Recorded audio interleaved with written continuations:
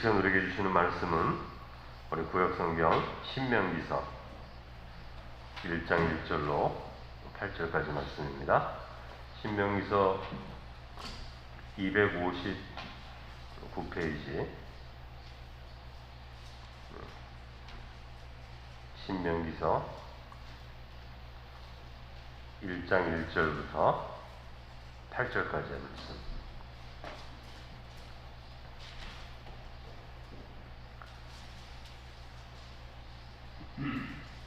우리 신명기서 1장 1절에서 8절까지 말씀 우리 한 절씩 교독하겠습니다. 이는 모세가 요단 저쪽 숲 맞은편에 아라바 광야 곧 바란과 도벨과 라반과 하세롯과 디사 사이에서 이스라엘 무리에게 선포한 말씀이니라. 호렙산에서 세일산을 지나 가데스 바네아까지 11길이었더라. 40째 해 11째 달 그 달 첫째 날에 모세가 이스라엘 자손에게 여호와께서 그들을 위하여 자기에게 주신 명령을 다 알렸으니 그때는 모세가 헤스본에 거주하는 아모리 왕 시온을 쳐 죽이고 에드레이에서 아스라스에 거주하는 바산 왕 옥을 쳐 죽인 거라.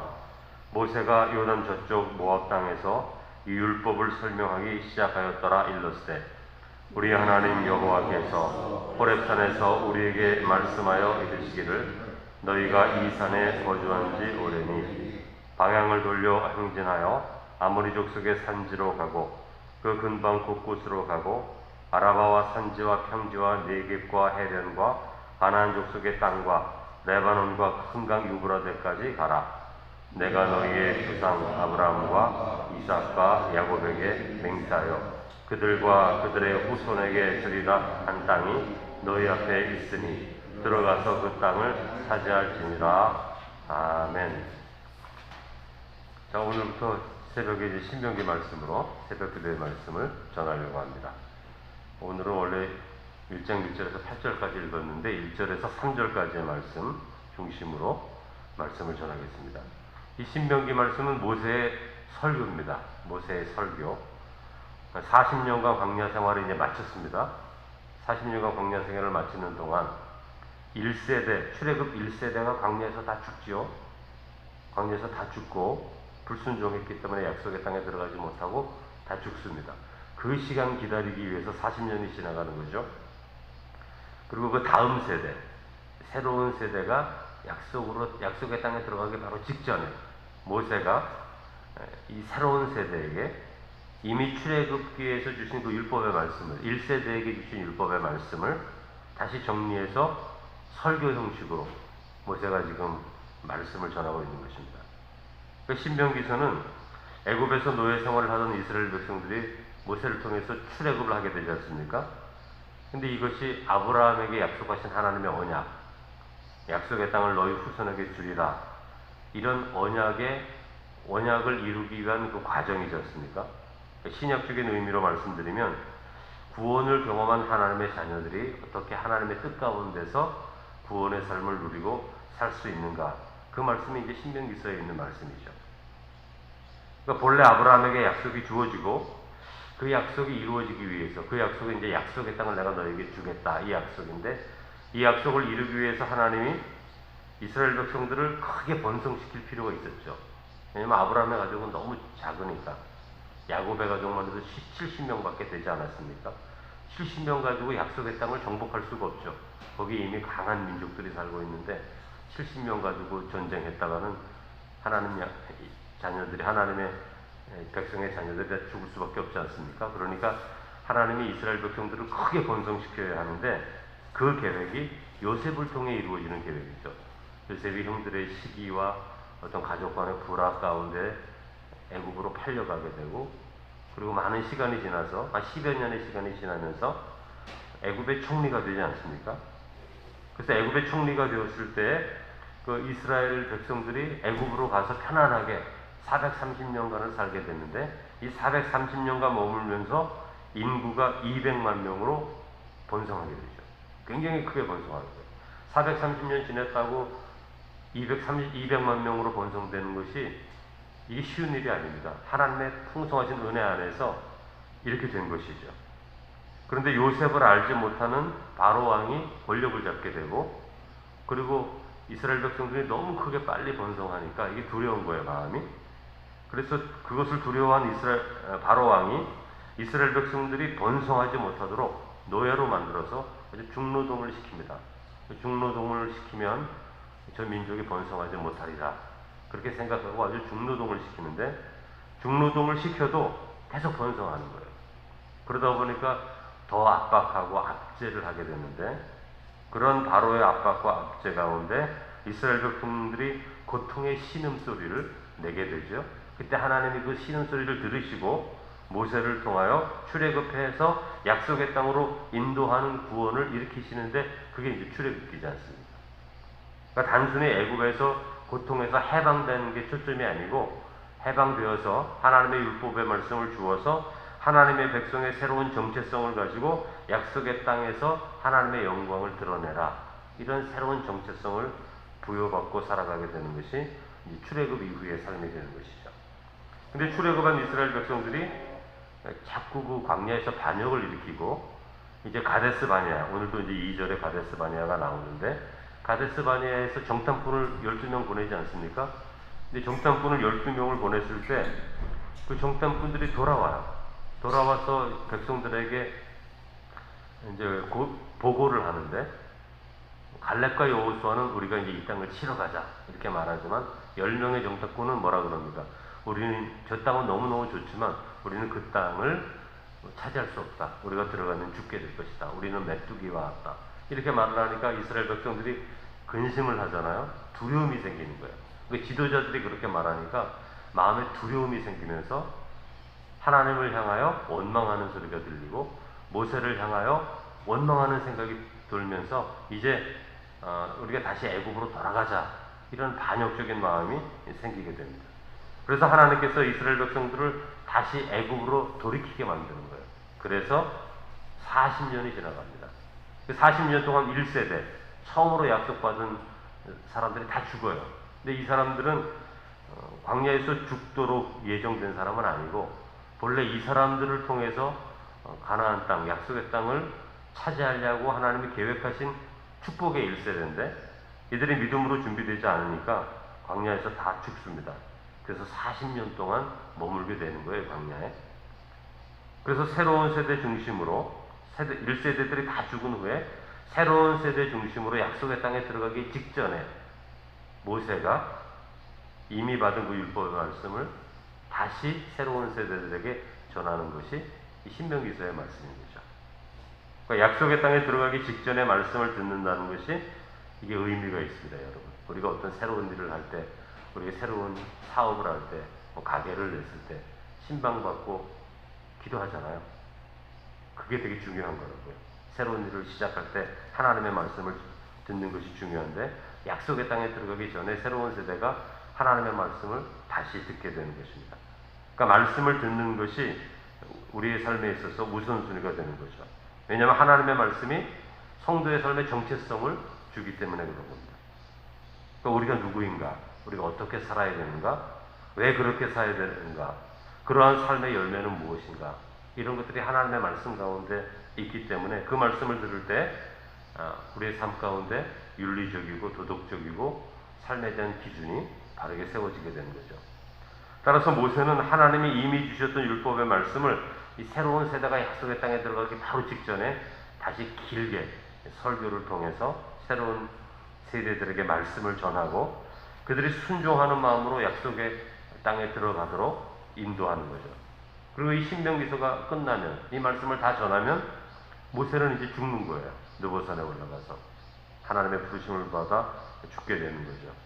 그러니까 이제 자신의 생의 마지막 사명이 새로운 세대에게 말씀을 전하는 건데, 하나님이 원하시는 말씀을 전하는 것인데, 모세의 마음이 뜨거운 마음으로 이 말씀을 전하게 되는 것입니다. 오늘 1절에 보면은 모세가 이 말씀을 선포한 장소가 나오죠. 한마디로 말하면 요단 동편 약속의 땅 입구에서 이제 말씀을 전하는 것이고, 2절에 중요한 말씀이 있죠. 호렙산에서 가데스 바네아까지 10하루길이다, 이렇게 말하고 있어요. 그러니까 이제 호렙산은 출애굽해서 하나님의 십계명을 받은 율법의 말씀을 받은 곳이 호렙산이지 않습니까? 그리고 이 가데스 바네아는 이스라엘 백성들이 정탐꾼을 보낸 자리, 예를 들면 약속의 땅의 남쪽 경계선, 그러니까 약속의 땅 하나님이 주시겠다고 한 땅의 남쪽 경계선이 가데스 바네아거든요. 그러니까 호렙산에서 가데스 바네아까지 약속의 땅까지의 거리가 며칠이라고요? 10하루길이라고 그러는 거예요. 11일. 2주도 안 돼서 이제 약속의 땅에 걸어갈 수 있는데 이 길이 몇 년 걸렸다고요? 40년 걸렸다. 2주도 안 돼서 걸어갈 수 있는 길을 40년 동안 걸어갔다. 그렇게 말씀을 하고 있는 겁니다. 지금 모세가. 물론 이제 200만 명이 함께 걸어가기 때문에 10하루 길 만에 갈 수는 없어요. 뭐 어린아이들도 있고 짐승도 있고 그렇기 때문에 10하루 만에 갈 수는 없지만, 그러나 아무리 길어도 한 달 내로는 갈 수 있는 길을 40년간 지체가 되었다. 그렇게 말하고 있는 것입니다. 이러한 정체와 지체의 시간들을 통해서 우리가 하나님이 어떤 분인가를 알 수 있죠. 우리의 삶도 마찬가지입니다. 정체가 되고 지체되는 순간이 있잖아요. 그럴 때 우리가 신명기서의 말씀을 기억할 수 있어야 되는 거죠. 하나님은 약속하는 분입니다. 아브라함을 통해서 약속하셨어요. 새 땅을 주시겠다고. 그 약속을 이루기 위해서 출애굽을 하게 하셨습니다. 아주 놀라운 능력으로 10가지 재앙을 바로에게 주면서 놀라운 능력으로 출애굽하게 하셨죠. 그러나 약속의 땅에 들어갈 믿음이 준비되지 않았을 때, 그 약속을 믿지 않고 오히려 하나님을 대적할 때에 약속의 땅에 들어가는 세대와 시간이 변경이 됐어요. 본래는 1세대들이 들어가게 되어 있습니다. 근데 1세대들이 반역을 하자 광야에서 40년 동안 다 죽습니다. 그 약속이 이루어지지가 않아요. 그리고 다음 세대들이 약속의 땅으로 들어갈 수 있는 자격이 주어지게 되는 거죠. 그게 이제 40년 걸렸다는 것입니다. 여러분, 하나님의 약속은 믿음의 순종으로만 이루어지는 거예요. 하나님이 약속했다고 다 이루어주는 것이 아니죠. 믿음의 순종으로만 이루어지는 것입니다. 그러니까 예수님께서 예를 들면 병자를 고치실 때 예수님 앞에 나온 사람들만 고침을 받았지, 집에 있는 사람들은 고침을 안 받은 거예요.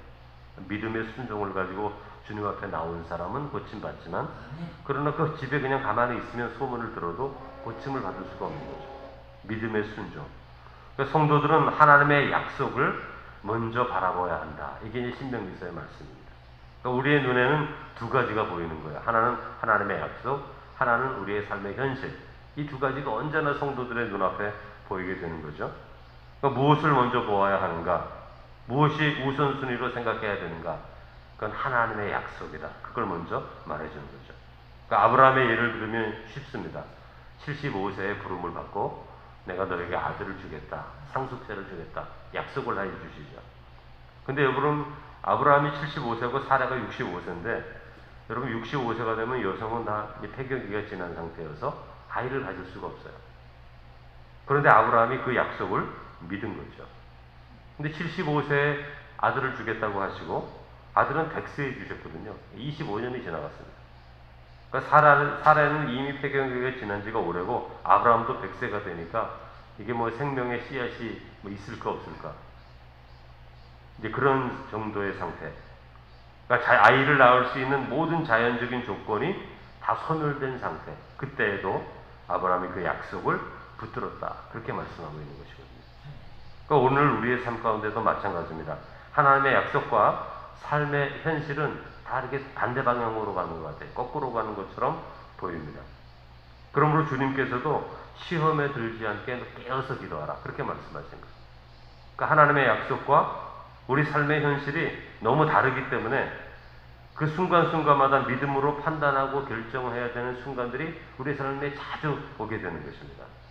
그러니까 신명기서의 말씀은 바로 이러한 결정과 판단의 순간에 하나님의 말씀을 따라 순종하라. 그 약속을 믿으라. 그것을 말씀해 주는 거죠. 여러분, 영적인 삶이라는 게 뭡니까? 뭐 꿈꾸고 환상 보고 이게 영적인 삶이 아니에요. 그냥 그건 신비로운, 하나님께서 우리에게 어쩌다가 평생에 못 보는 분도 계세요. 그리스도인 중에서. 어떤 분들은 좀 더 잘 보시는 분도 있고 보아도 틀리는 분도 있고 여러 분들이 있는데 그런 게 영적인 삶이 아니거든요. 그런 거는. 영적인 삶이 그렇게 드물게 오면은 그걸 어떻게 영적인 삶이라고 할 수 있어요? 영적인 삶은 우리의 삶 가운데 늘 있는 것이지 그렇게 드물게 있는 것이 아니라고요. 그 영적인 삶이라는 것은 삶의 현실을 넘어서서 하나님의 약속을 따라 살아가는 것. 그게 영적인 삶인 거죠. 그러므로 우리는 말씀을 통해서 하나님의 약속이 무엇인가를 알아야 하고 그 약속을 바라보며 이 세상을 살아가는 것. 그게 이제 신앙의 삶, 하나님을 믿는 믿음의 삶인데 이 신명기 말씀이 그것을 우리에게 말씀을 해주고 있는 거죠. 그러므로 우리가 신명기서의 말씀을 같이 묵상하면서 우리 자신을 돌아보고 하나님의 말씀을 마음 가운데 깊이 묵상하고 순종하는 가운데 하나님의 약속을 언제나 굳건히 붙들고 우리의 삶의 현실만을 바라보지 않고 두려워하지 않고 하나님의 말씀의 약속을 붙들어서 현실을 이기고 나아갈 때 우리의 삶 가운데 하나님께서 우리에게 주시고자 하시는 열매들이 거두어지게 되는데 그런 풍성한 열매를 거두시는 성도 되시기를 주님의 이름으로 축원합니다. 거룩하신 아버지 하나님, 오늘부터 신명기서의 말씀을 묵상합니다. 약속의 땅에 들어가기 전에 모세를 통해서 다시 한번 그 율법의 말씀을 새로운 세대, 다음 세대들에게 주심을 통해서 하나님이 주신 약속의 땅에서 어떻게 살아가야 하는지를 말씀해 주시고 이 말씀을 기준으로 해서 그 말씀을 순종할 때 하나님께서 복을 주시고 그 말씀을 거역하고 반역할 때 하나님께서 심판하신다고 약속하시는 말씀을 듣게 됩니다. 하나님, 이스라엘 백성들의 모습을 바라보면서 우리 자신의 모습을 돌아보기를 원합니다. 하나님의 약속을 따라 믿음으로 살아가고 있는지 아니면 우리 눈에 보이는 현실에 따라 이리저리 마음이 흔들리며 살아가는지 우리 자신을 돌아보게 하시고 언제든지 하나님의 약속을 붙들고 나아갔던 사람에게 하나님께서 승리의 길을 주시고 귀한 믿음의 열매를 허락해 주셨다는 것을 기억하면서 오늘도 우리의 삶의 현실의 자리에서 하나님의 뜻이 이루어지기를 하나님의 뜻을 믿음으로 굳건히 붙들고 그 약속을 붙들고 믿음으로 살아가는 하나님의 자녀가 될 수 있는 은혜를 저희 가운데 허락하여 주시옵소서. 그러므로 삶의 구체적인 자리에서 하나님의 말씀을 적용하며 그 열매를 거두어가는 성도로 성장할 수 있도록 축복하여 주옵소서. 예수님의 이름으로 기도드립니다. 아멘.